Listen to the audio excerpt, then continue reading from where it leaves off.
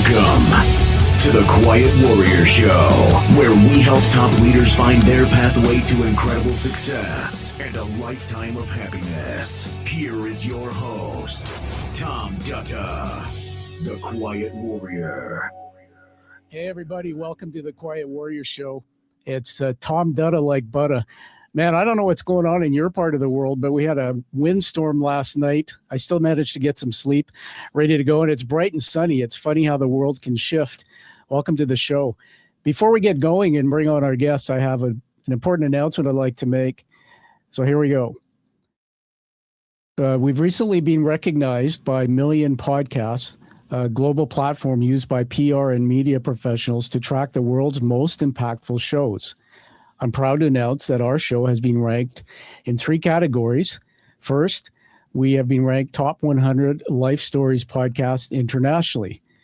And even more exciting for our local and professional community, we've been named one of the top 10 Pacific Northwest leadership podcasts and one of the top 10 Canadian leadership podcasts on the web today. Now, this recognition is a testament to the incredible guests and is an example of the one we're going to meet in just a moment. And of course, to all of you, the listeners, when we live stream, we're on LinkedIn, Facebook, YouTube, X, and Rumble. We are booked every week in the studio. We've done over 330 live stream interviews, and we're booked out 3 months with a waiting list. And so thank you very much for this important recognition. We will keep the momentum going. What would we like to get to know our next guest from the inside out?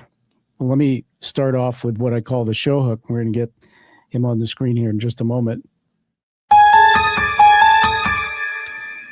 Sometimes the longest distance you'll ever travel is from who you were to who you weren't meant to be.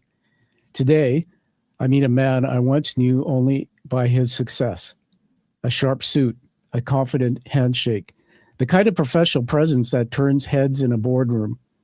But I never knew the story behind that suit. The one filled with loss, guilt, redemption. Garnet Morris wrote 17 runs. 17 runs after losing 2 siblings to suicide and nearly losing himself. He was 130 pounds heavier, angry, disconnected, and tired of pretending. So he started to run, not for fitness, for forgiveness. 17 runs later, he found a new life, a new love, and a reason to speak. And now he's ready to share that journey with you.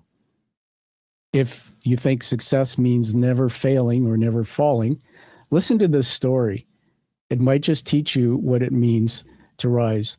Welcome to the show, Garnet Morris. Thank you. And congratulations on your awards and your standing in the podcast world. Oh, I received that with great pride. Thank you, Garnet. So, hey, this is live streaming. We're just going to have fun today. It's great to have you. How do I say it? Is it Garnet? Is it Garnet? Or? I pretty much respond to all of them, so Garnet is the proper. Okay. I was having some fun waiting for you. I was going to call you G-Man, but I'm sure you've been called worse than that. I've been called that too, so yeah. Yeah. So just while we get connected, before we get into Plato's Garden for some storytelling, wanted to ask you where you're located. This is international audience, so where are you at? Today I'm in West Vancouver, so I go between here and Blaine, Washington. So I spend probably half of my time in the States and half the time in Canada. Oh, that's amazing. I have this book here. What guy wrote this book? Or there's a couple of people who wrote it. Well, it's me and my original coach, my running coach, Olivia Chadwick.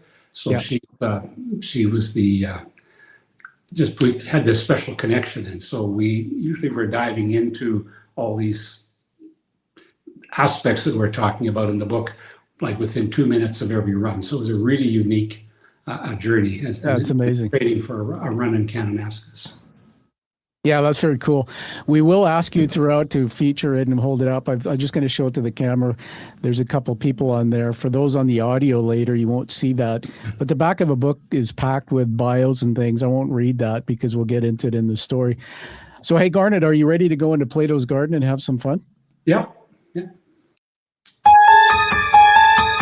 What would it be like to go into Plato's Garden with Garnet Morris? Well, here we are in Plato's Garden. Welcome, Garnet. And let me explain to the audience and yourself what this is all about. Plato, as you might know, was an Athenian philosopher during the classical period in ancient Greece, the founder of the Platonist school of thought and the academy, or from the Greek word academia. Apparently, Garnet, it was the first learning institution in the Western world. So what we're going to do today, you may not even know I'm doing this, but I explained it for this reason. We're going to be doing what's called critical thinking.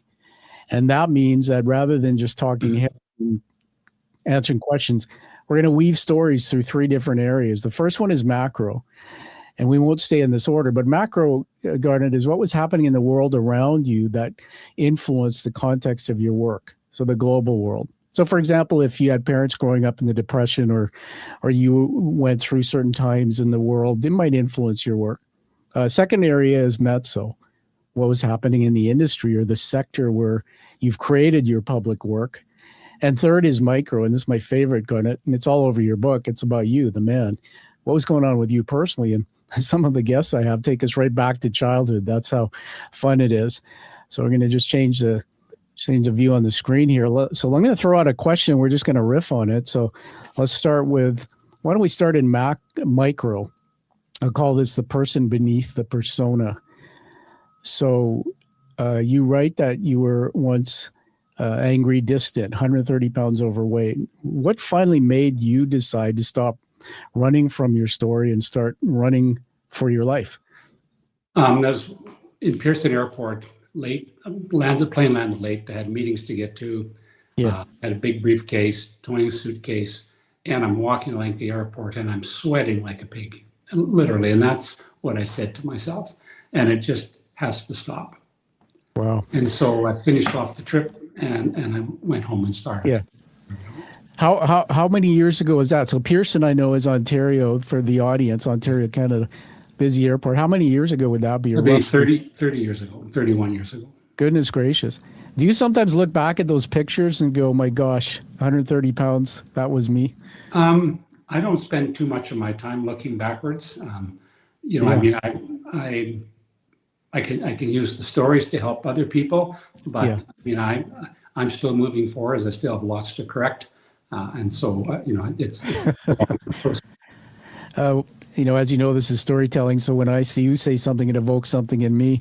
I'm sitting here right now as a man who's 166 pounds. And if you had met me 6 months ago, I was 190. And so I have my own story as to why that drove me to lose that weight. I think what we know from what you said is sweating like a pig in an airport. There's motivation, but I know it's deeper than that. So let's get going further. How did loss in your life shape your capacity for love and connection? And you can get into what those elements were. Well, I think the thing that where I look back, the first thing that it's both a blessing. Retrospectively, it's a blessing, but at the time it didn't seem much fun. I was really sick as a kid. I was a severe asthmatic, so I spent a lot of time in the hospital because I'd get asthma, then pneumonia, then in the hospital, and I'd be in the hospital 2 or 3 times a year. And so you saw a different side of life from nurses and the staff in the hospital than what you had at home, which was not necessarily all that wonderful. And so when I think back, like I can remember being taught how to make, and I call them nurse corners, when you make your bed, because when you're in the hospital as a kid, they make you make your bed. And so I just carried all those things, through life. And I still I mean, I just can't not do it. Yeah, you're taking me back again. My father was a commanding officer in the British Army before we came to Canada, and command and control kind of dad. And he was addicted. He became a bad alcoholic. He died in 2018. I love him and miss him. But I was taught make your bed every morning, and I didn't understand the significance of it either until I realized from a neuroscience point of view, it was developing a habit to accomplish something positive. I'll send it to you later, but I found a great video by an American military commander, and he actually used it as a motivational talk to, he says, if you want to be successful in life, make your bed. So you've taught us something great there. I want to go back to loss. Now this book, hold it up there. I know you've got your copy. Just put it on the screen there. Read the title out, just out loud. So the unbeaten path to unlock life's true potential. Yeah, I got one too, and you were so gracious to sign it. And I want to honor Olivia. She's not here on the broadcast, but we're talking about her work. What's with the cover? What's that supposed to be? So that's actually the Besborough Hotel in Saskatoon and the Saskatchewan River. Because that's sort of the setting. It's the setting of all these discussions we had, because we used to run along the river. Wow, it's beautiful, and the full jacket cover is nice, and you've even signed it, which I'm so honored. Is that watercolor? It looks like it was a watercolor painting. Yeah, we went through a few iterations before we came up with something that was the right colors, because the artists that were doing this couldn't actually picture what I think the color should look like in Saskatchewan. It looks beautiful. There's something about that green. You got it on the wall in the back too. It's very, very calming. Who were you writing to when you wrote this book? So Olivia had a son that severe heart condition, and so I met Olivia just as she was going through separation and divorce. So, and I had a real affinity for her son. I looked at him as someone who was fighting the odds like I fought when I was young, and we hit it off right away. So he, just loved to hang out, and so I think he was 4. And so so I kind of dedicated it to him, or we did, because there's a lot of kids like that face adversity from the beginning. And I think that if they understand that it's something that actually can make you stronger rather than, be a reason to not do stuff, that I think that's the most important message. Yeah, no, thank you. I put another camera on the screen. I've got those who can see it. Garnet's book open here. I've got a little sticky note on it. I marked up this book, read it cover to cover, and I had marked this page. It says son, I think Keenan, is that the name of the son? Yeah, Keenan, yeah. I just wrote here, or over top of the passage, the Magnificent, Keenan the Magnificent, 17th birthday. And it stuck with me, and it was really neat that you put it up front in the book. Let me ask you to dig into, there's painful parts in this book, man, that you reveal about yourself. And before I ask you to comment, you and I met once before, or you and I met through business. Do you remember that? Yeah. And that's why in my intro, I talked about this sharp guy walking in with a suit. I didn't get to know you that well, but I was working with a friend of yours. And I just remember that you were very astute. And it made me think about this, and I'm going to throw back to you to comment, that we meet in life people who are wearing suits or wearing personas. We have this understanding from the outside of who they are, but they don't reveal their true selves. Many people don't. And when I read your book and all, I had tears. I was proud of you, and I am. But it told me a very different side of you, and it felt like I had known you for a long, long time. And I think that's the beauty of your book. So take us back into it. There was a mention of your 2 siblings. Tell us about that and how that impacted you. So I had a brother and a sister commit suicide 6 weeks apart. I'm so sorry. It happened 2 successive trips. I used to go to Toronto every other week. And so I was in Toronto. My brother committed suicide. I went home. I missed a trip to Toronto, go back to Toronto. The next time my sister committed suicide. And you don't really have time to react or grieve because, my parents, it was devastating to my parents. And so you just do what you have to do to get through it. And we had the same minister to do the ceremonies. The second ceremony, he was a little bit harsher about the selfishness of suicide. And so then, time goes on, and I go to a place called The Haven, and that's where I finally unwound all of the grief around the suicides and just, the feeling of loss of not having a family or losing your family. Yeah, gosh, there's not many times that I feel speechless, but there's not anything I can say other than I'm so sorry for your loss. How long ago was that? So I would have been in my 40s. So my brother and sister were in their mid-30s. Yeah, I see. And were there signs? I'm an advocate for mental health, as you may know. I've done a TED Talk about it. I had a brain injury, fell on my head in a bathtub 2018 and slipped into depression, suicidal ideation, and had done so much therapy over 5 years to understand how these things could come through the mind. Was there signs of that with your siblings? No. So my brother backed himself into a corner. He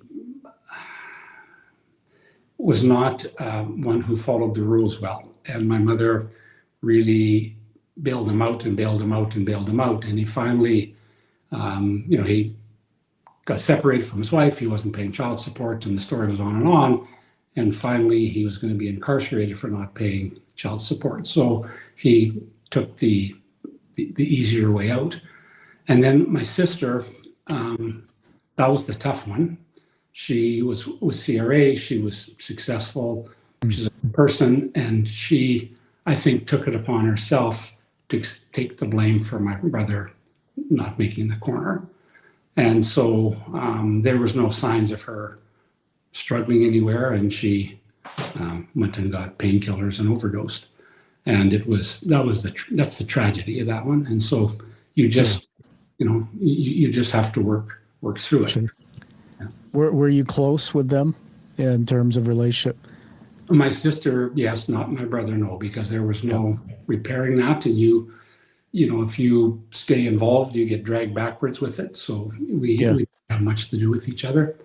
But my sister was, really just a solid person. There's just nothing going on with her that, and so she was next to me in age, a year and a half younger. I see. So there were just the three siblings, or did you? Well, no, I had my dad was married. His wife abandoned him with the little baby. And so I have a half sister. And then I was the next in line. And then I had a brother and three sisters. And so I still have one sister that I'm close with and another sister that I'm estranged from because her lifestyle doesn't fit with mine. So. Sure. No, thanks for sharing all that. There's so much to that story. I encourage everybody to get the book 17 Runs. We'll get into this in a deeper way in a moment. There's a lot of your memoir that's in that.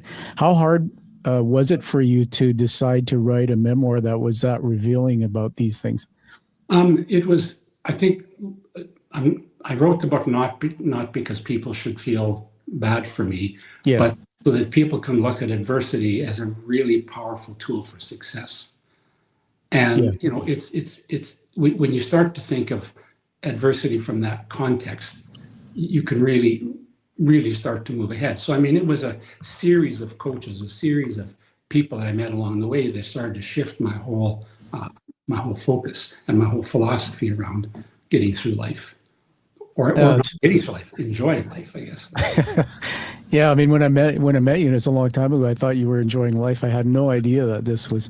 I remember, though, there was a friend of ours, I won't mention his name for privacy, who once introduced you in a boardroom I was sitting in and intimated about your life and what you'd been through. And I never realized all of this. So thank you for sharing this with everyone, Garnet.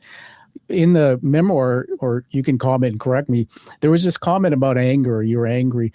What was anger in you about? Were you shaped well as a child? Was there something else going on? Was it the loss of your siblings? And then the question around this is, what did forgiveness look like for you? Was it physical, spiritual, or something else?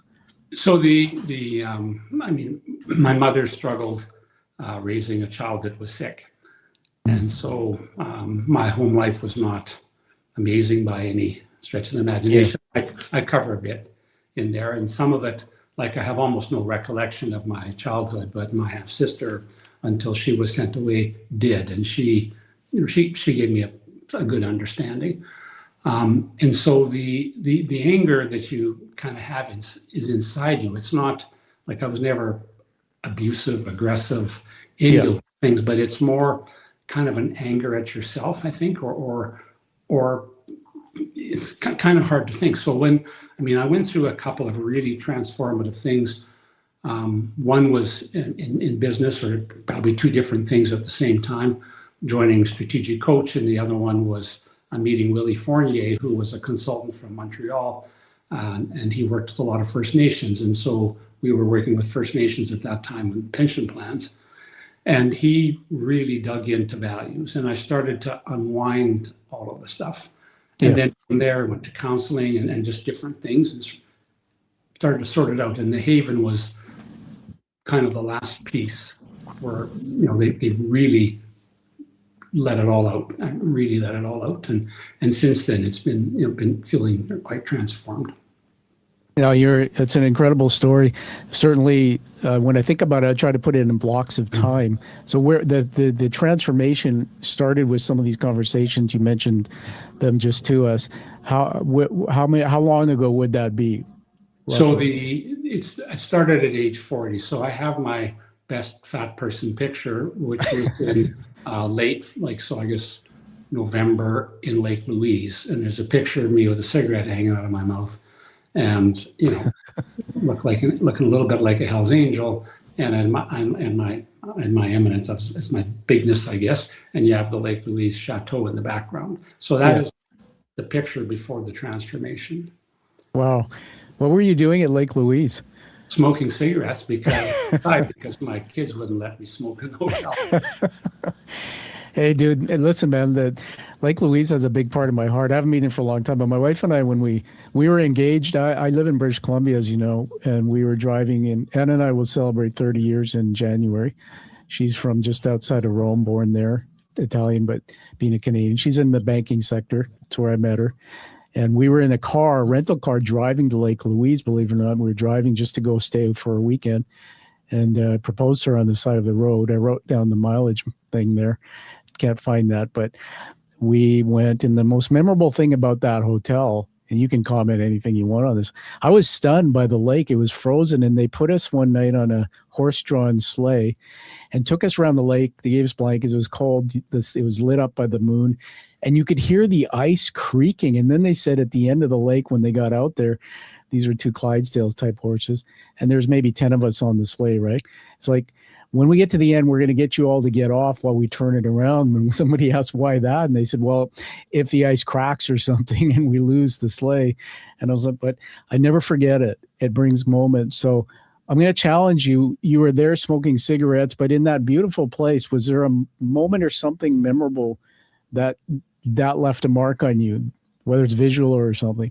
No, I can tell you what left the mark. That's just the best picture I have that represented me at the time.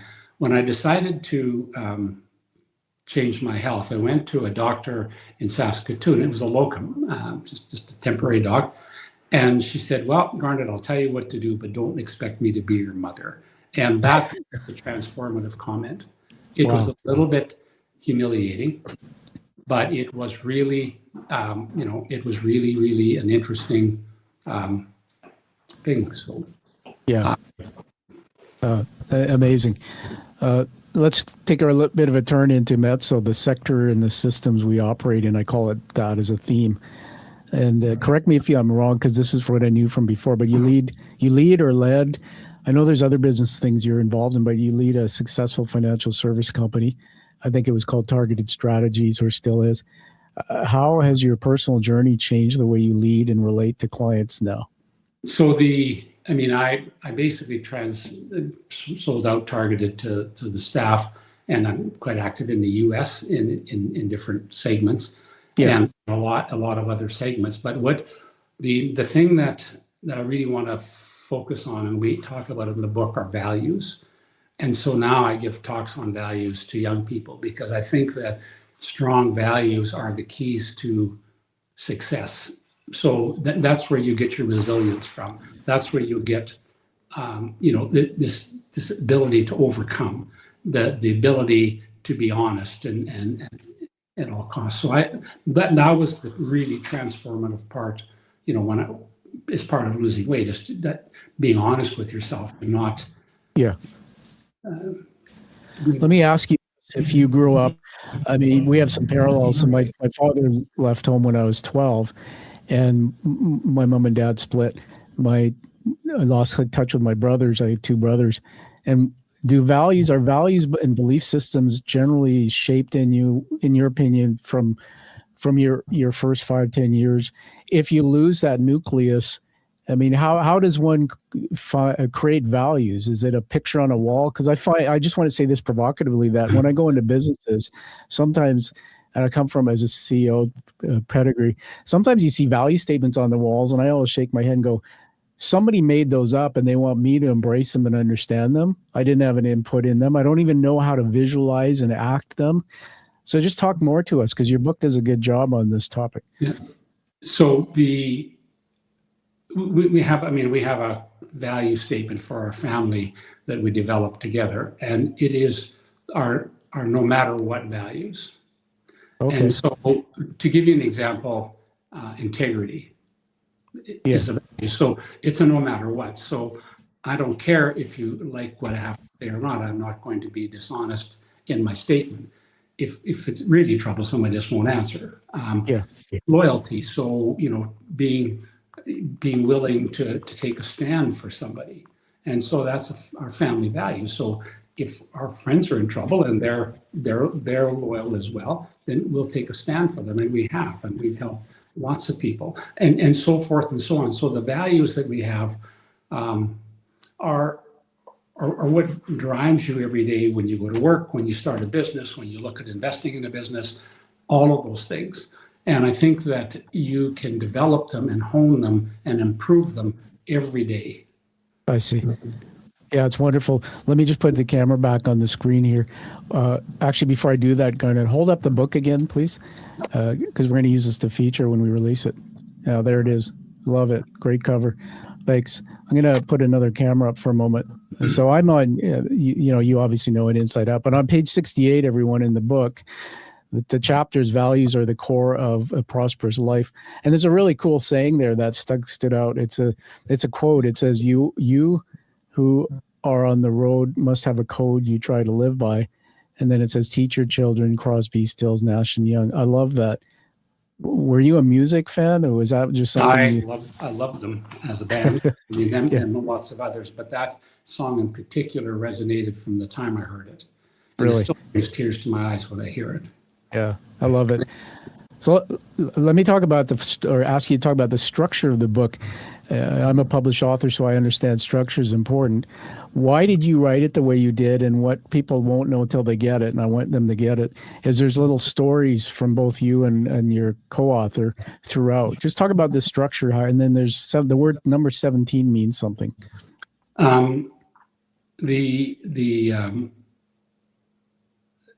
The structure came because Olivia and I have a parallel life almost, but 3 decades apart. So she lost a sibling to suicide. She left home, left her mother and moved to Canada with her father. So we both went through turmoil. So the way that we looked at the book, she is now where I was at the beginning. And we had a lot of stories. And so we can see the parallels in each other's lives. Yeah. And the 17 came, it's a metaphor for runs. We had way more than 17 runs. We ran 3 mornings a week. I did weights 3 days a week. And, I worked out without fail, because when I decide. But that was a metaphor. Anyway, so it was all part of a training, series of training runs for the Kananaskis 100-mile race. Yeah. And where's, for the audience, again, international, so some don't know, Kananaskis is where? So it's south of Banff National Park. It's in the Rocky Mountains. And so I see. It's a pretty challenging terrain to run a marathon in. Yeah. And so I'm trying to draw this geography. You're like what they call the Renaissance man, but we heard about Ontario, or we heard about Kananaskis, and then Lake Louise, which is in Alberta, and you live in West Vancouver, BC. You were born in Saskatchewan somewhere, right? Yeah, right down by the U.S. border. So for people that are more American than Canadian, it's straight north of Montana, Havre, Montana. Yeah, and so it's right smack dab in the middle of absolutely nowhere. Right. Yeah, I've been there. And there's nothing there. Now it's a national park. I see. Yeah, we're trying to draw, again, you're doing a good job. We're in Plato's Garden here with Garnet Morris, the co-author of 17 Runs, The Unbeaten Path to Unlock Life's True Potential, weaving a story of the influences of context of his life. And this curiosity about why did you come to BC? Was it purely business, or was it the Olivia relationship, or? No, she lives in Saskatchewan. So we make funny decisions. So we bought a house in Blaine, and we organized to get with appropriate visas to be able to work in the U.S. And I have a big passion for healthcare now, and that is a real big focus in my life. And so we have a place there and a place in Saskatoon, which is really inconvenient. And so we were staying in hotels in Vancouver and going back and forth. So we decided to buy a house in Vancouver. So I actually still own a place in Saskatchewan. I'm a Saskatchewan taxpayer. We have a residence in West Vancouver and a residence across the border in Blaine, Washington. So I am contributing to the economy of Saskatchewan. Well, I don't know if that makes it better or worse, but yeah. I think it all helps. Every tax dollar helps, I'll tell you, especially the state that we find in the economy. And it's interesting. West Vancouver, for those who don't know, it's a beautiful place. I have a lot of friends there, and I used to live out there. But it's is it still like the highest income per capita? Some of the people who live out there and even the British properties, these multi-million-dollar states, it's a draw for people who want a certain lifestyle, right? I think. Well, in my view, it's a draw for people who never like to walk horizontally. It's either uphill or downhill. There's no flat anywhere. I mean, this is true. They're nice big lots, and we bought it at the right time. We didn't buy anywhere near the peak, and it's beautiful. We'll see a bear in our driveway one day, or a deer, or who knows what. But my heart's still a Saskatchewan heart. Like I don't think I can ever get that feeling, and I think there's a closeness in Saskatchewan that you don't quite have in this part of Vancouver. Yeah, for sure. You might see, if I put a different view on the camera here, see in the back there under my screen is a brain. Yep. I call him Mr. Brain. I take him when I go public speaking, and it's because of the injury I had. I couldn't walk or talk. I fell on my head and almost ended my life. It was terrible. But I was doing a 2-day ride for cancer, the Ride to Conquer Cancer. I had done that first 125K with a team of 80 riders. I was in peak form and slipped in the tub, fell back, broke it with my head, cracked it. And so I studied deeply about the brain and, memories and thoughts, especially of trauma, deep in the parts of the brain like hippocampus and the amygdala. And I really believe that where you grow up, your roots, there's these unconscious feelings and connections. And, sometimes I think that's why we still have this attachment to where we're from. I'm really glad to hear you had a good upbringing. Are your mom and dad still with you today? No, I lost both my parents. They both died at age 78, and they both died on Valentine's Day. That's a whole story in itself around my parents. My mother was not kind, and I think she did the best she could, but didn't have many tools. Yeah. And my dad was one of the most patient people I ever met.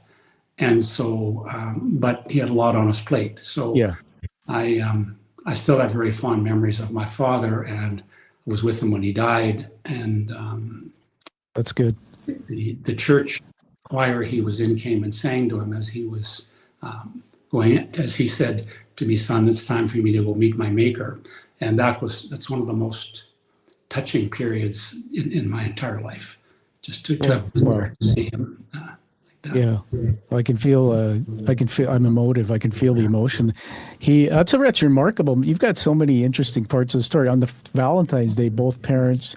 So that's quite something. What did Dad do? What was his profession? He was CPR agent when I was young, and then CPR was closing all their stations, so he went to work as a credit union manager, and so that's what he did till he retired. And then he worked. We had hotels at the time, and he worked there. And very good. Yeah. Let's get back into Plato's and Mezzo again. The sector. What does emotional wealth mean in an industry that measures everything in dollars and returns? Well, I mean, I still spend a lot of time thinking about this and a lot of time talking about this. And so I think that we have to be, I'll give you a saying that is sort of the root of what I think. So it's from Thich Nhat Hanh. And he says, we're all perfect the way we are, but we have room for improvement. And so if you don't become bitter because you're not happy with the state you're in, and you don't make an excuse for it, but you just say, well, I am what I am, but I can improve. So I got years of counseling from the Buddhist perspective from a counselor in Saskatoon, and her whole thing was, but Garnet, it's today. What are you doing about things today?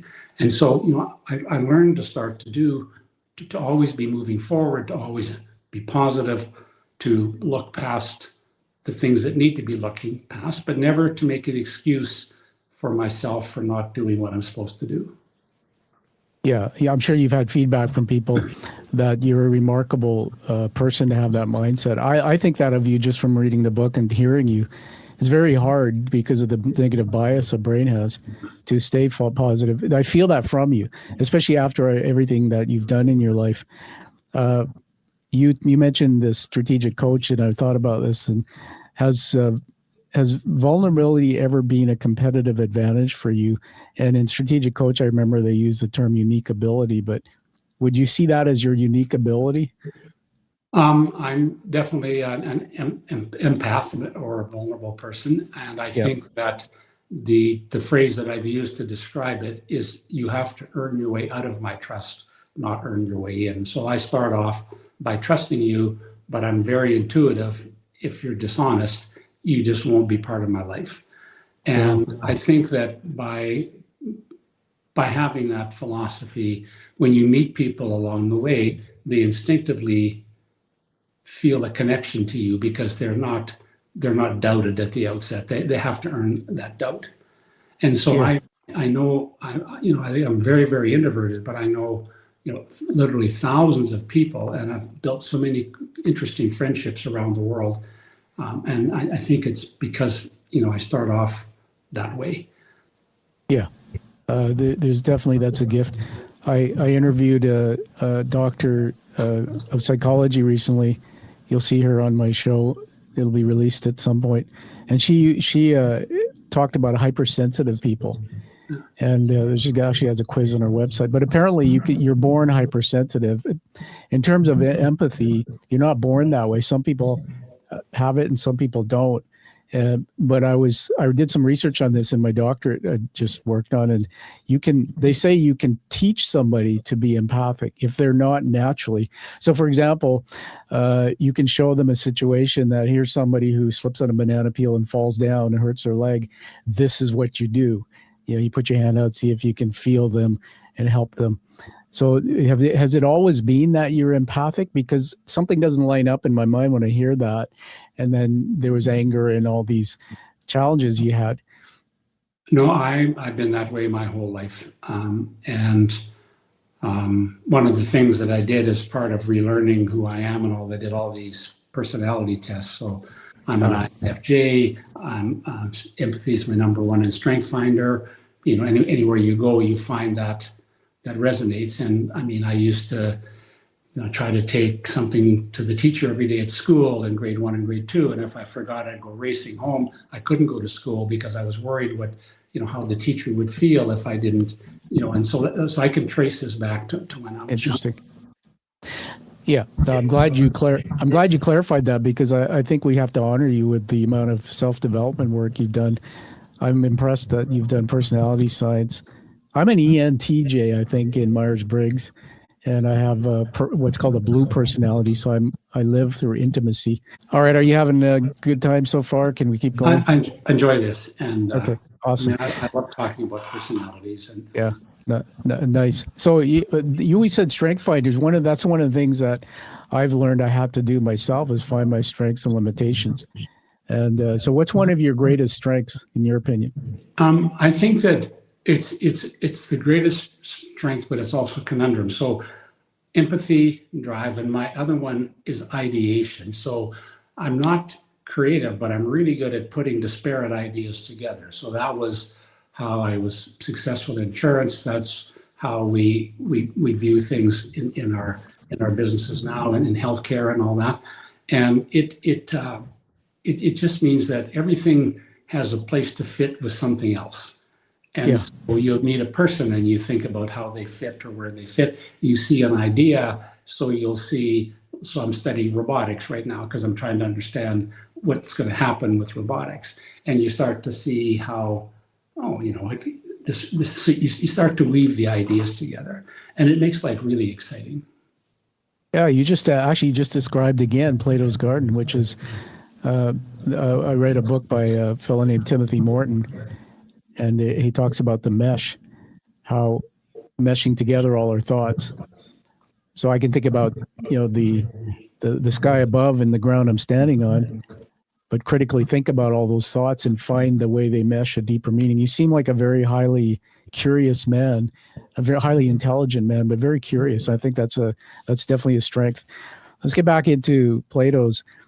I'm just going to talk about the global perspective. So the book, I correct me if I'm wrong, but the book was born out of grief and grit. That's my words. What does it say about how we define masculinity today in the world?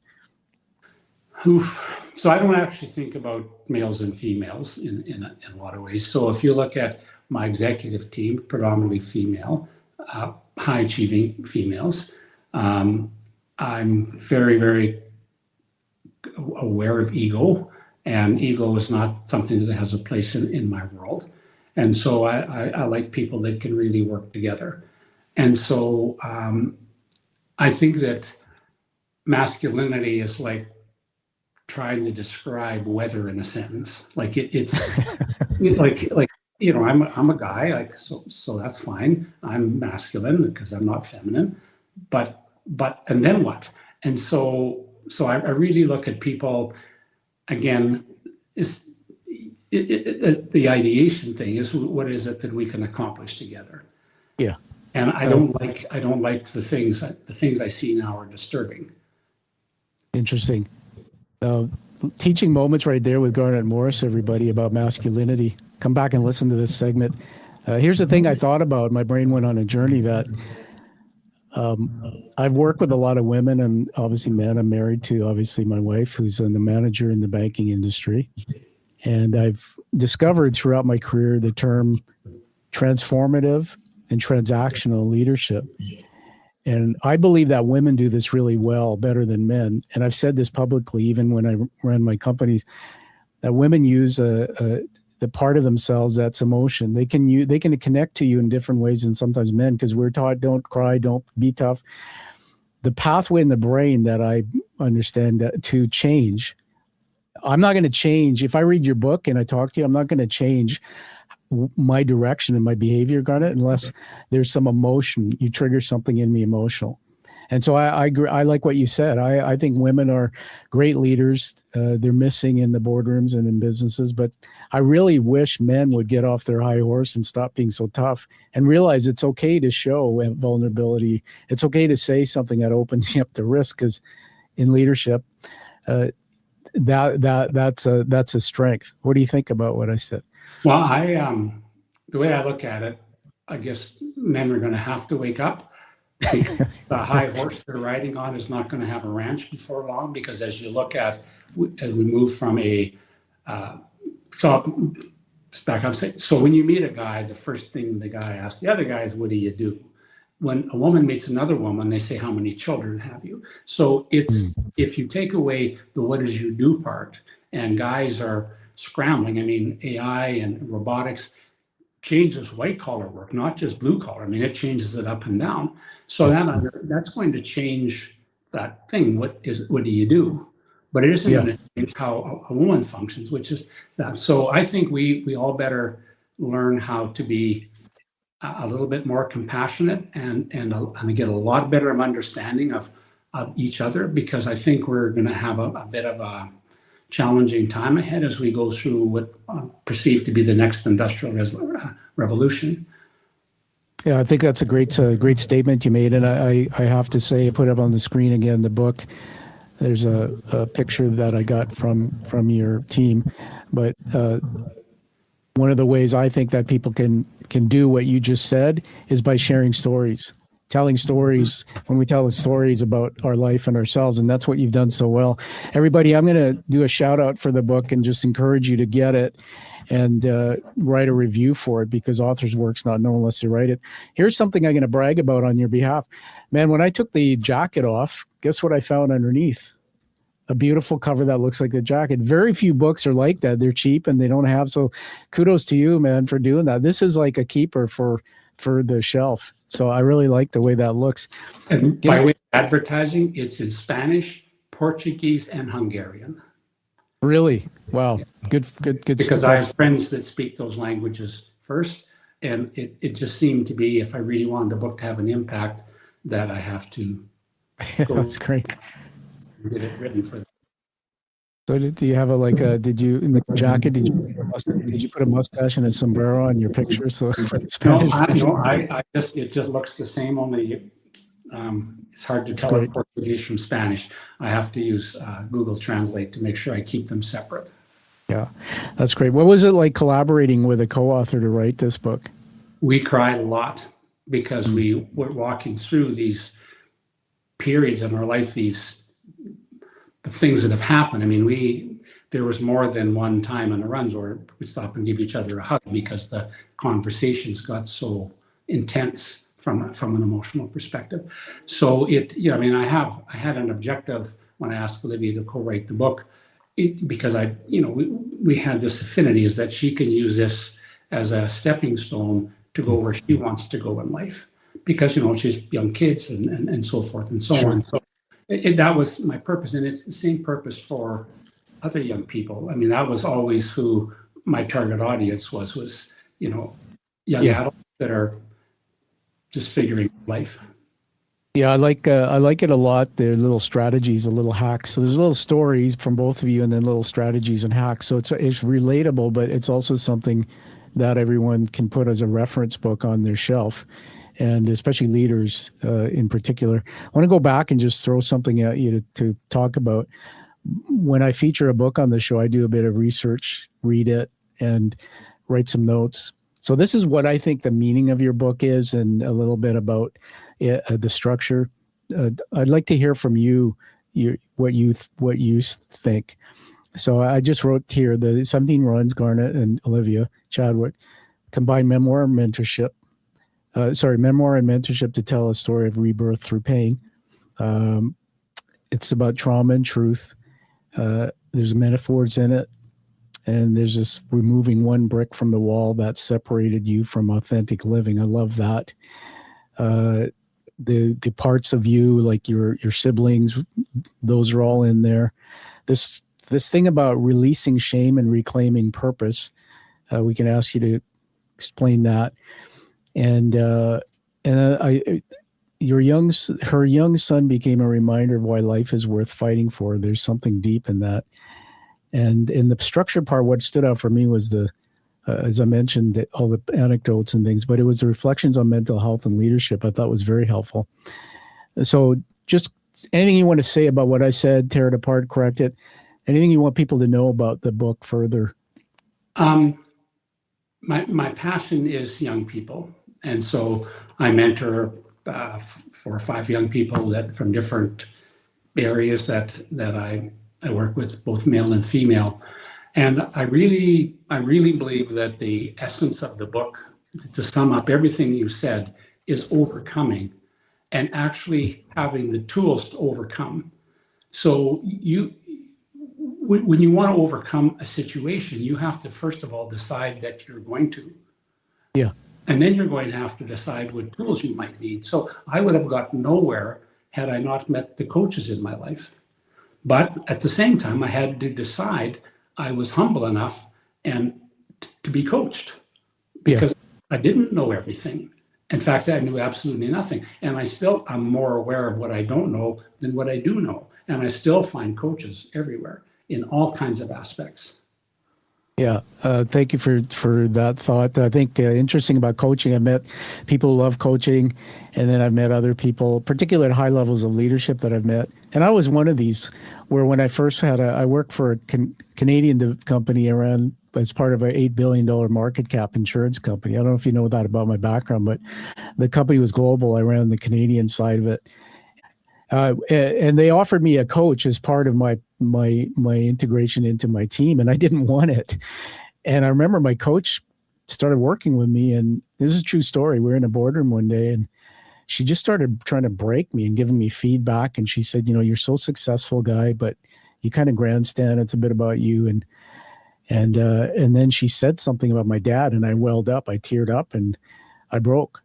And I said, "Stop," because she was raising her voice and being very direct. And I said, "Stop." I said, you sound like my father." And this was like, I was 31 years old. And she stopped, but she realized there's something deep there, which was about the way my dad and I, our relationship. He was addicted, but I took physical and mental abuse most of my life through him when he was with me. And what was interesting, I just want to share this so you have the context. Before he died, I had coffee with him a few months before he passed unexpectedly of a heart attack. And I hadn't seen him most of my life. And I think God just, I'm faith-based, said somehow I heard this feeling that I have to go see Dad because he wanted me back in his life. And I hated him. As from a point of view of most don't understand. The one thing I did at that coffee, 45 minutes, Garnet, is I said to my dad, "Tell me about grandfather." And then I learned about his father's story. And my dad's dad was a chronic drunk. And what I learned through my doctorate research in the last year was my ancestry comes from slavery, that the Indians were sent from India through to the plantations in different countries through an indentured labor program that was covered up in the history books. And my great-grandfather was one of those, and they were treated like coolies. They were treated very bad. So my great-grandfather survived, and obviously his dad was my dad. So as soon as I learned about my dad's story, it broke the pain. It was like, now I understand the generational trauma and how that can feed through. And I've done a lot of work on myself to try to be a kinder, better person towards my own daughter. So give me your thoughts on that about generational trauma and your dad and mom's story, maybe. Yeah, I mean, my mom's father escaped the Irish famine, so he was homesteader in Saskatchewan. So always poor, always dirt poor. My dad's family was not. Heritage of British royalists, So, just a different thing. So my mom didn't know what she didn't know. And it was unfortunate. I had the duty of a son, so I had nothing to do with her. I wanted nothing to do with her. Yeah. But I told her I would make sure she could make ends meet, and that I would phone her and she could talk for 45 minutes every other week. Yeah. And so I'd call her, she'd talk, and then I'd say that's the end of the time. And we had a rule she couldn't talk about dead people I didn't know. And so that was how I dealt with it. Yeah. But when I look at our family now, we really work hard at trying to make sure that those things aren't there. So going to your coaching, every one of our kids has a mentor. We have a mentor. All the executive team in my family office have mentors. So amazing. Mentorship is actually a criteria of being part of our family.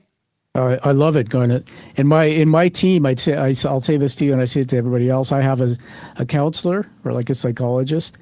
That's part of my care team. I have my personal trainer and a coach. I think everybody should have one. You're a great example of what that looks like. I'm so proud of you. A couple more questions, and we're going to honor you with a couple things. Do you believe modern society is healing or hiding its pain? Well, I mean, I don't really think of it that way. I'll tell you what I like. The thing that makes me nutso is that everything that we see is fabricated. So we don't actually get to have a conversation like you and I are having, which is real. Yeah. So you look at how people portray themselves in social media. The perfect meal, the perfect life, the perfect children. Well, we know that's not accurate. We look at our politicians, and how it's fabricated. So I think the thing that makes me feel the illest is like, so I mean, I'm just jumping around a bit, but No, please. stories I have a friend who just got his PhD in theology. Yeah. And so we were having this big debate. So he wrote a book, and I said, this is the worst book you could have possibly read. You didn't even put any effort in. Like, you could write something really impactful if you put your mind to it. So we go around and around. And I talked about the Gandhi principle. Like, Gandhi had no followers on the first day. And so why aren't you leading that? So then we got into talking about, what if the 10 Commandments were incorporated in every company's mission statement or success factor? So what if that was incorporated into politics? What if that was that? So I think that, we have to be aware that, we're drifting away from what is honest and true. And without pointing fingers at anybody, it's up to each of us in our own life to make those decisions. And so that's going right back to the value statements and integrity and honesty and all of those things. And I think it's incumbent on each of us to go there. Wow, there's so much in that. I'm just going to turn around and get something here. You mentioned 10 Commandments. You see the stack of my books in my studio if I go like that. Mm-hmm. These are all authors' books. And by the way, yours will be right there for the rest of my history of my show to honor it. But I found this, particularly later in my life when I had my brain injury, I had to find a way through it. But what you triggered in me is what this book, reading the chapters or the books in this book taught me, and I'm not very sophisticated with explaining it, is how to be kind, how to love others. They call it walking in the Word. But see, I didn't learn that growing up as a kid. And many kids don't learn that. You have tough parents, or you have circumstances, or you lose a parent.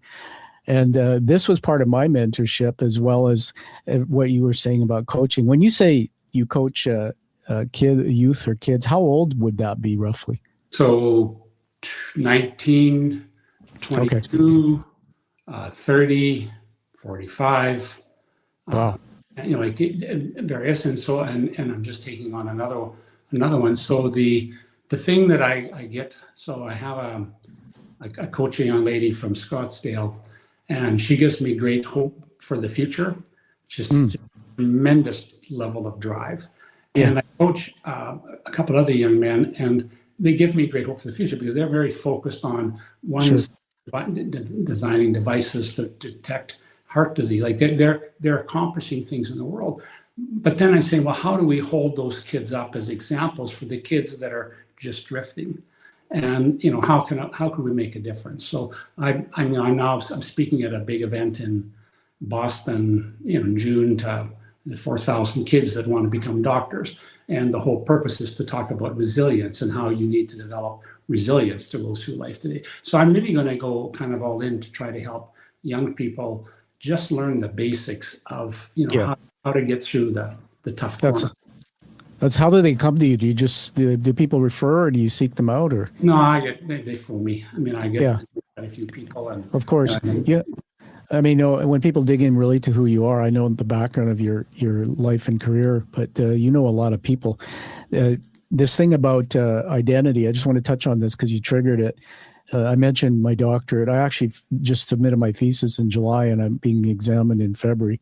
I never thought I'd be doing something like that after what I came through. But my thesis is called The Quiet Revelation, Uncovering Identity in a Complex World. And I spend a lot of time digging into what personas and masks we wear. And that's why you see my studio, some of the artifacts around, there's these images of masks. And what I really loved about something you brought to our attention is it's very true. I talked to my daughter about the social media aspect and how people, they're performative and they wear these masks, and social media and podcast hosts, they never show their true self. So I want to say this to you to honor you, that what I learned is that when we can show up authentically as our true selves, meaning reveal, share what we really are, take off the mask of the Garnet financial guy who's got this and that, I can see you. And when I see you, I can see myself. So the more I learn about Garnet, the more I learn about myself. And it's such a gift the work you're doing, because if you don't do this kind of work, so these young youths who are you're mentoring, I can see that, because you're a guy who can show up and read the room and see people in a way many can't, because of what you've you've gone through. What do you think about that? Well, I care, and so I can tell you that each of these kids has earned my respect, and so I am all in when I mentor them, and I'll Awesome. have tough conversations with them. So we will dig right into values, and I'll ask them flat out, "Have you ever lied?" And I'm giving a talk on Friday, and it's one of my slides. Have you ever lied? Well, everybody's lied. So that makes you a liar. Now, are you still lying? Or have you made that change in your life where you don't lie anymore? Yeah.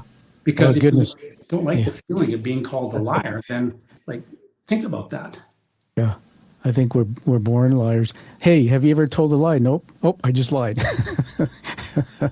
That's right. I'm gonna put something on screen here a minute, just to show you. You mentioned something about AI and robotics and things. So there's a new segment I'm trying out, not with you here, but I call it critical thinking with AI. And this was actually something I just created, this image. And so I want to remove that. I'm a big fan of using large language models. People don't understand it, but I'm a fan of why they're there and prompting it to help me with things. I'm going to share a screen with you and show you something and then get your comment on it. Let me just put it up here. So I use AI to ask questions. Like if you were here as my coach, I'd talk to you, but otherwise I'll use AI to mentor and coach, and I'll challenge it. So I put in here running. What mental health benefits are there in running? And so, this kind of some of the things came out.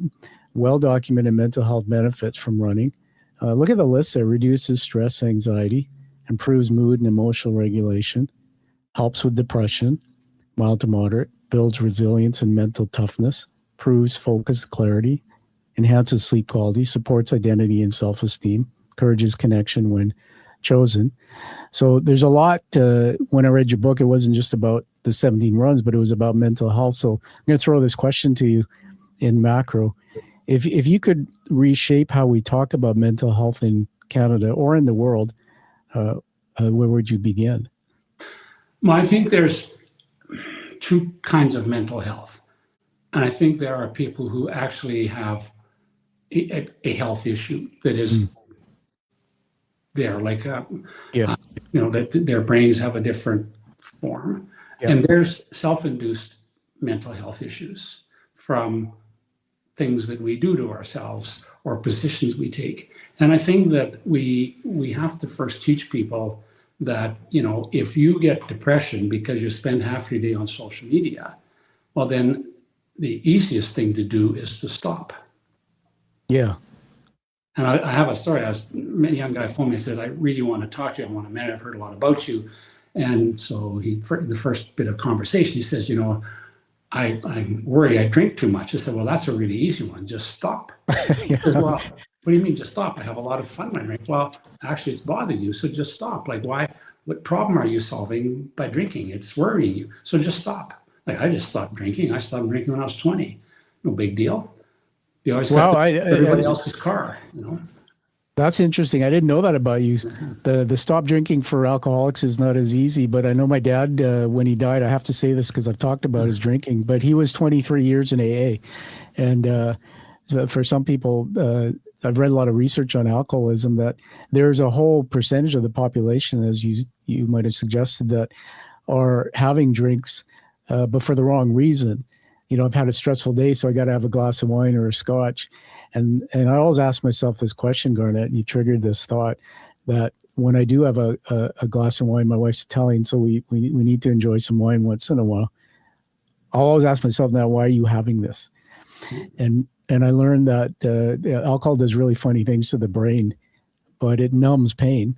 And so I think you nailed it there, that you tell this guy to stop, well, and you challenge him, why are you doing that? Well, behind that is pain, and addiction.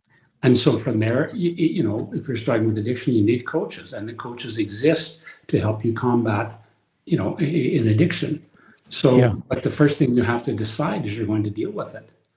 For sure. You don't decide that, you won't. The biggest thing you've said in this conversation segment is that, because my mom always used to say that my dad needed to get help, and he had to hit the bottom before he said, "I need it." You know how my dad actually went and got help in AA? lost his job, broadsided a woman in a car, almost killed her and her baby, and abused his whole family with his behavior, particularly his kids, and lost everything. And that's when he decided he needs to get help. And so I think everyone listen to this show and advice from Garnet. If you're having alcohol and it's doing something that is covering up something else, talk to Garnet, talk to people who can coach you through it. Awesome stuff. I'm going to go into, we're finishing Plato's. I'm going to just finish with a couple quick things here. A new segment we've been doing for a while called the unwritten book question. And this is fun because you wrote a book. So here we go. If there was an 18th run, what would it be about? Sorry, if there was an 18th run, what would it be about? So I actually probably will write a book. And I'm going to write a book on how to succeed in life and business when you're just not that smart. And because in a lot of ways, I was never, I had ADHD. And so, I learned as a kid how, remember earlier talking about, always want to take something to the school for the teacher and racing home when you forgot. So I learned how to make habits. And so I made my bed. Everything in my life was a process. Even how my wallet goes at the same place every night. The keys go here, the keys go there. Everything if I don't put it there, I can't find it. So, I was never, I don't know what my IQ is, it's never been measured. But I do know that if you really want to succeed in life and in business, it really is just a decision. Yeah. And it has nothing to do with intellect. It's all to do with all those things that you brought up today, kind of in a compilation. And I really would like to write that book, not because I'm really good at writing books, but I really think that young people need to understand that success has nothing to do with brilliance. It is all to do with decisions you make and the habits you form and your willingness to change. Wow, that's so profound. I hope you do it. Everybody, we captured it here. Garnet being Garnet, saying that he's going to challenge himself with this new book. One of the things when you get into doing that, if you do that at some point, is I challenge you to tackle this thing that I struggle with, which is sometimes I know that success is a habit. I know I have to decide to do things, but I have these unconscious, probably one or two thought patterns about not being good enough. And all this because it comes from what's put in us from others that it's not true. That would be really cool because that's one of the biggest things that I know a lot of leaders struggle with is they'll build their companies and they'll try to bankrupt it, or they'll find success and they just don't feel unconsciously that they deserve it. So they'll find ways to screw it up. And this happens in relationships too and things, as you know. But on that, let's get into the book and reward you here. Did you know you were getting a reward for your book today? Nope, didn't know that. Yeah. Okay, that's good. You didn't lie. So let me pull it up here. I'm going to share a screen with you here. And we do this because we want to repurpose it so you can use it to, I'm going to share screen. Stand by here. That's not it. I have a bit of latency, convergence, divergence from my concussion. So when I look for things, sometimes I fake it, but it takes a while. So here it is here. Share screen. And we're going to put it on the screen here. Okay, there it is. Pardon all the garbage that's there, but so we're going to just start this. Hold on a minute. Everybody, I'm releasing today an international review, 5-star review for Garnet's and Olivia's book. It's on the screen there, but I'm just going to read it out loud. So 5-star review by Tom Dutta. It's already posted and live, as you can see, on Amazon. Title of my review, A Run Towards Truth, and the best book you'll never read the same way twice. 17 Runs isn't a fitness book. It's a mirror.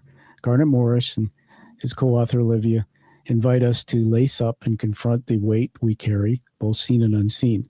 I knew him once as a sharp business mind, but this book reveals a man rebuilt by pain and grace. Every chapter feels like a run through memory, sweat, tears, and truth. His willingness to talk about loss and mental health is a service to every leader who thinks they must hold it together alone. The writing is raw and honest, yet crafted with hope. It reminds us that forgiveness is a practice and healing is a marathon we run one step at a time. If you've ever lost someone or yourself, this book will meet you where you stand and walk beside you until you're ready to run. 5 stars because sometimes the story that breaks you is the one that saves you. Tom Dutta. Congratulations, Garnet.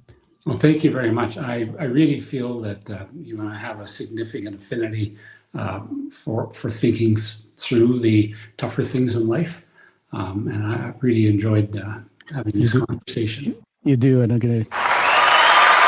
That's fake cheap applause, but it's the best we do on a podcast. All right, and the last thing before we get you to have the last word is we're going to honor you with an award. So, if you've seen my other live shows, you'll know about this. Let me just put another camera on the screen here. Okay. I'm sure being as well-traveled and as you are, have you heard of challenge coins before? Nope. Oh, my goodness. Well, this is a treat because sometimes I get people say, yeah, I know what they are. Well, when I ask you that again, you're not going to lie. You're going to say, yeah, Tom told me. So here it is. So it comes in a little sleeve like this. So I'll read you what it is. Challenge coins, Garnet, the history where they surfaced during the World War I era. The practice of carrying a coin designed specifically for a unit was popular with the Army Special Forces. Carrying the coin at all times and presenting it when challenged to prove affiliation with that unit resulted in a number of consequences for those who could not produce a coin. The most popular required the coinless soldier to buy a round of drinks. That practice, by the way, still continues today. Remember when my father was in AA, they had coins when he was in the Army. First responders everywhere. So when I started the show, I had them made, hand-painted, painted, crafted, minted in the U.S. And I said, I want the people come through the show. As you know, I vet hard. You can't get on my show easy. Is the 1% in the world who have taken something, transformed themselves, and went out and made a purposeful impact in the world. So here's the front of the coin. It's the show emblem with some words.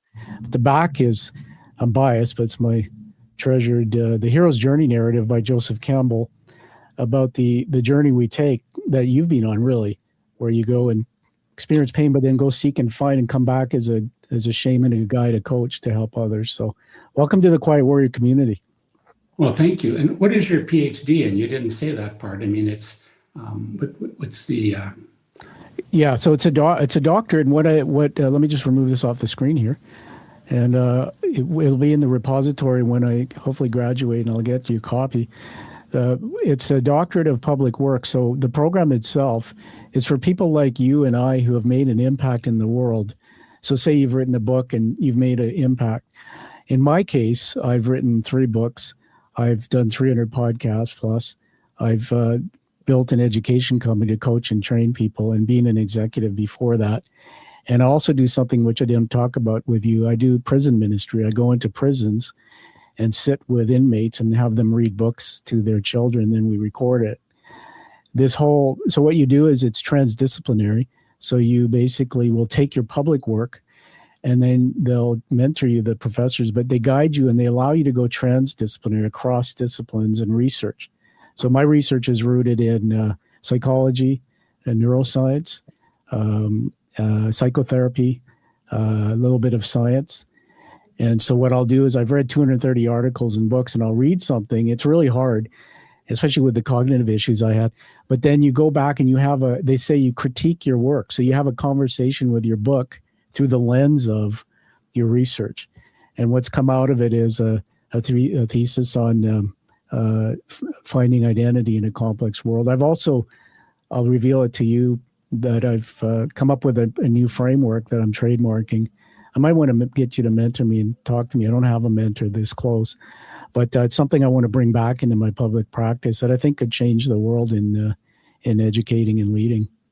So I have a thought for you. So you've mentioned the fact that you had an accident, you endured significant damage to your brain. So in my world, I always look at what gift did that give me? And so it really seems to have given you the desire to overcome and to do really challenging things that push your skills right to the end. And that's where I am in life. And I mean, we've got some projects that we have undertaken and made promise to people that are, crazy hard. But I think the one thing to keep us from aging is to continually do, like you're doing really hard things and really pushing ourselves to not just sit back and take, and we need to do that now. There's never been a time where it's Yeah. so needed. So congratulations on that. Well, thanks, Garnet. It's wonderful. I appreciate that. So my exam, if 4% professors are going to challenge me on it, it's in February the 12th. So if you remember that date somehow, hopefully Valentine's Day, I'll be in love with my work again. It's been fun, but I'll keep in touch with you on that. I'd love to sit down over coffee sometime with you too and just brainstorm, because I think we'd have a great conversation. So if I was in front of 4 professors, I would ask them what they're doing in life that's hard. I love it. You know, that's interesting. You gave me a gift, because I get 30 minutes to present in any way I want, and you can interact. They say don't challenge them, but you can interact with the question. You're a smart guy. All right, my last question to you, and this is a segment called the Warrior's Torch, and the last guest, whose name was Chip Higgins, and from America, he was a career banker and then created his own platform for teaching small business people. Very interesting story of his own. You can find his interview. We asked him to leave a question for you. And this is the question. And then we're going to get a question from you offline for the next guest.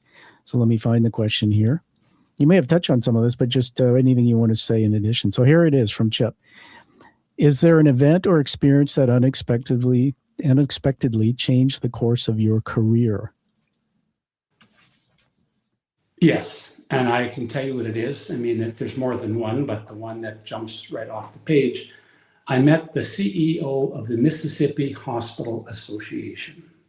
I was introduced to him by another friend that I'd met in Mississippi by pure coincidence from somebody I know in Lexington, Kentucky.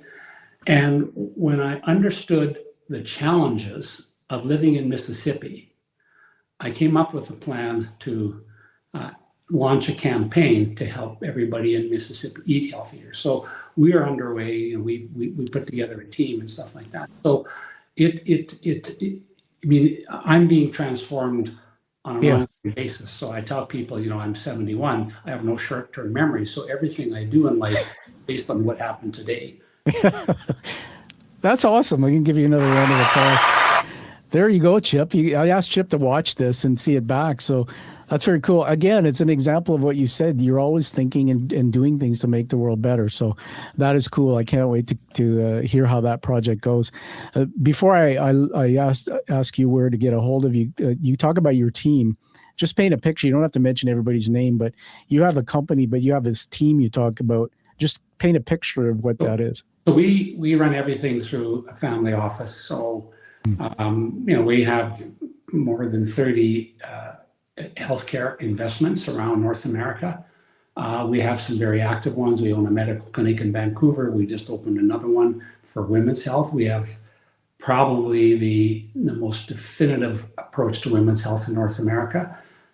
We are actively involved in executive comp in the U.S. So we've got a great team, and so we all have mentors. We all have values. Our values are on the table, and people that don't have those values aren't on our team. That's very cool, including our kids. Yeah, congratulations on all that, man. There's a lot to that. When we meet for coffee, I'll learn more about that. I'm very interested in that. This thing about it's a whole new topic. Might have you back again about being in business with family and family enterprise. It works, and sometimes it's harder. And the stuff you're doing with the healthcare, I saw your post on LinkedIn about that women's thing. It blew my mind. Well, I didn't talk about it because this show's about you, but how I recovered from my brain injury was by meeting the fellow who runs the Surrey Neuroplasticity Advanced Brain Clinic, Dr. Ryan Darcy, who if you haven't met him, you might want to. We actually have an investment in one of their, so I know Dr. Darcy. Awesome. So just so you know, you might know about this, but it took me a couple of years to figure out my path because they couldn't figure it out. I couldn't walk straight. I couldn't talk. There was latency. And I had double vision and light sensing, all this stuff, right? And traditional doctors would not figure it out. I was doing my TED Talk. I did it February 2020, the Bell Center for Arts.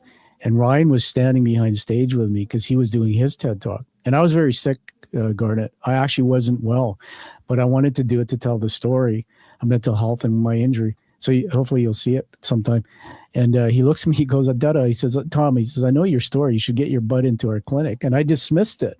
But then when I looked into it, they used advanced technology to diagnose what was going on in my brain. And then they used a electronic device, a tongue depressor that accelerated neuroplasticity of the brain. And it's remarkable. In 22 weeks, I was walking straight again. I was talking faster. I was standing on one foot. And I learned the power of how the brain can actually retrain itself. We have it till we die, neuroplasticity. So I love the work you're doing with healthcare. And it's cool that you have a connection to Ryan's stuff. Well, I know what the Pons is, and I know we have. Yeah, that's what I did. Clinic yet. Yeah. Oh, that's amazing. Well, we'll talk about that. On that note, where can people get a hold of you and your stuff and your book? Anything you want to leave us with? Yeah, I think my email address is garnet.morris.personal@gmail.com. It should be, you're free to give that out. They can reach out to me and I'll respond. Always happy to talk to people. I love talking about what we can do for others. I think that's the thing. And so I do have a question I can leave behind if you want one. Yeah. Why you want to do it now? Because I usually get it. Yeah. When you wake up in the morning, I'd like you to ask yourself this question: to what problem am I a solution? And what can I do to solve a problem better than anybody? And if you don't know the answer to that, you're not reading enough, you're not thinking enough, you're not doing enough, because you should be able to answer that question. Fantastic. Thank you very much. We've never done that live, but there's the question for our next guest. And the next guest, I'll tell you when time is, who they will be. We'll make sure we get that question answered. So I'll put your email address in the show notes. We'll put it up on the production. This will be produced and released as a future podcast across, we're in 19 countries now, across the world in all the feeds.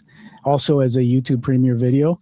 And because I love this interview, the depth of it, what I'll be doing is taking the long form. We've gone almost an hour and a half, which is remarkable, and creating 100 short clips that we will put across all the social media feeds. Short clips, if you don't know, shorts are 30 seconds to 2 minutes, and they have captions. So we're going to give you all the exposure for your book and honor Olivia and your story, Garnet. I'm so proud of you. So thank you for being here. Well, thank you. And, every day that goes by, I learn a little bit more about social media, because before I wrote the book, I wasn't anywhere. So, oh, dude, you're everywhere now.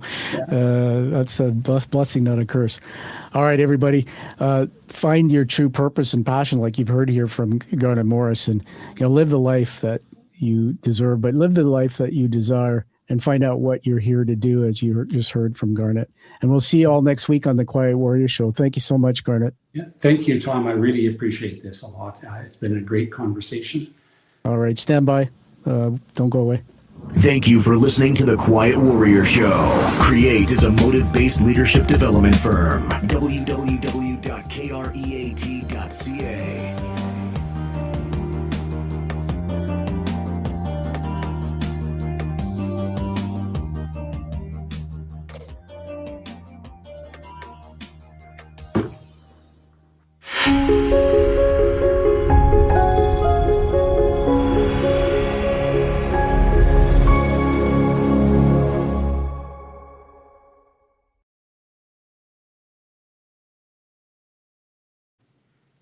I'm just ending the stream now. They can still see.